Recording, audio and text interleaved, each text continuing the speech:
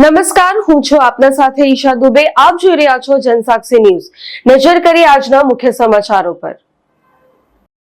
Ankleshwar GEB office પાછળ આવેલ શ્રીરામ સોસાયટીમાં રહેતા દીપેશ કુમાર કાંતિલાલ મોદી ગત તારીખ 14મી સપ્ટેમ્બરના રોજ પોતાની બાઇક લઈને અંકલેશ્વર 3 રસ્તા પાસે શાક માર્કેટ ખાતે શાકભાજીની ખરીદી કરવા ગયા હતા. જે દરમિયાન તેઓએ પાર્ક કરેલ 30,000ની કિંમતની બાઇકની વાહન ચોરો ઉઠાંતરી કરી ફરાર થઈ ગયા હતા. વાહન ચોરી અંગે અંકલેશ્વર શહેર એ ડિવિઝન પોલીસે ગુનો નોંધી તપાસ હાથ ધરી છે.